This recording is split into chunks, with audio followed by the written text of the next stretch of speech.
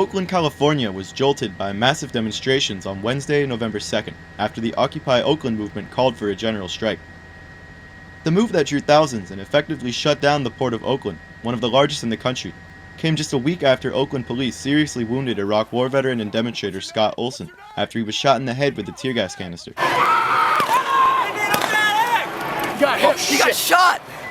Davey D is an Oakland journalist and host of Hard Knock Radio who has been involved in social justice advocacy for years. He spoke with The Real News regarding some of the origins of the Occupy movement and the general strike in Oakland. There's two things going on. Who's actually camping out in front of the city hall and who are the 99% that support it. Many of the people down there that were organizers were people of color. That's the first thing. The second thing that people are very clear about is that whatever Occupy is going on in Oakland stands on the shoulders of past efforts and movements. Oscar Grant movement, which crossed all types of racial lines, preceded the Occupy movement, where many of the same issues that are being addressed now were being addressed then. Systemic unemployment, systemic police brutality, systemic economic disparity and tyranny.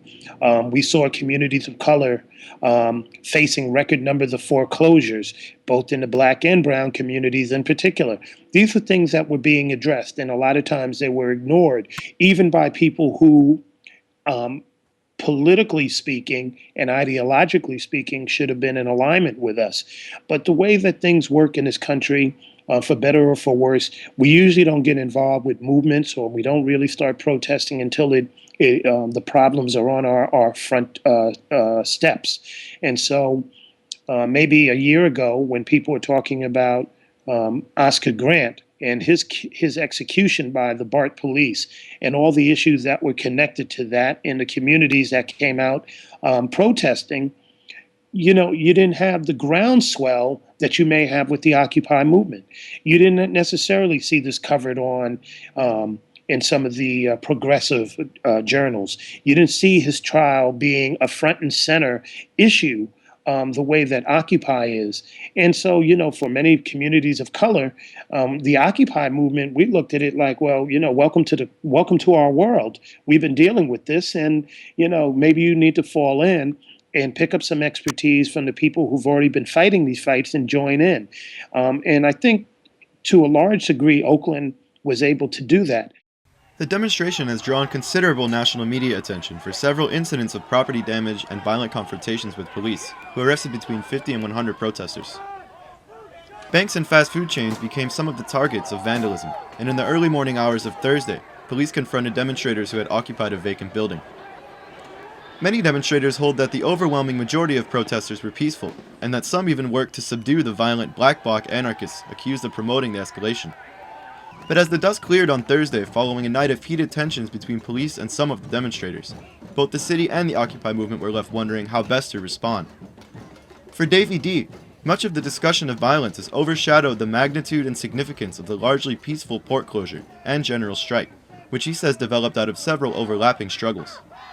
This happened in a week. It came in the aftermath of the unrest that took place last Tuesday, in which we saw this brutal police repression, and people came back and reoccupied the City Hall Plaza, Oscar Grant Plaza, and there was a general assembly with about 3,000 to 4,000 people, and folks said, let's call for a general strike. I think part of the understanding was that there are some very tangible things that people could be and should be doing. There was a very tangible target, banks, forcing them to close, and two, the Port of Oakland. If you shut them down, they lose $8 million a day, and it impacts not only cities and customers up and down the West Coast, but all around the country. Each day that you shut it down, shipments get delayed a week. So that seemed to be a very natural and understandable type of goal. The other thing is that part of what you have going on is these relentless attacks on the unions from the 1% all around the country.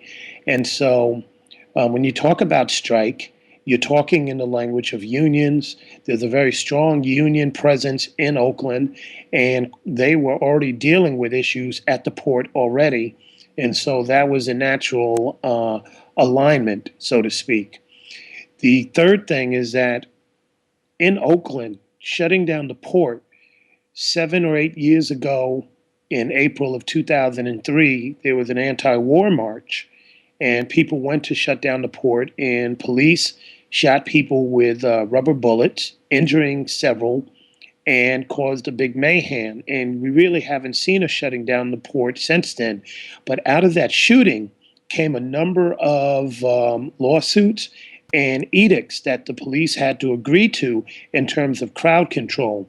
We saw those tenets, so to speak, violated the week ago, and so people really wanted to push that envelope and go back to a place that they were shot upon by the police. So if you kind of line it up, it was the accumulation of all these incidents and more that really made this area fertile for the idea of a general strike, and its ultimate implementation was able to happen because of all these factors. Solidarity actions were held all over the country as Occupy Oakland has galvanized the Occupy Wall Street movement following the police repression and subsequent popular mobilizations. While each city has its own unique experience and goals, all of the Occupy movements are working towards creating a space to develop a project that challenges Wall Street and the standing economic order. I think every city has its challenges, every city has its history, and every city, when highlighted, symbolizes something special. If you're down in Atlanta, that's the cradle of the civil rights movement. How the Occupy Wall Street plays out there can only do so with that in the backdrop and that history intact. What it means in New York, where it first launched, there's a history there. It's in the belly of the beast. And so what happens in Oakland can be inspiring to what goes on in New York, can be inspiring to what goes on in Atlanta, and vice versa. And I think there are obvious similarities in terms of who we're targeting, and there's also similarities in terms of how those who we're targeting are reacting and then trying to push back. You know, they use the police, they use a campaign of disinformation with corporate media. Occupy movements across the country face considerable challenges with both local governments and approaching winter weather. In Oakland, the city council expressed a desire to end the occupation camp, and Mayor Jean Kwan stated that the camp may need to move to a different location. This is David D with the Real News Network.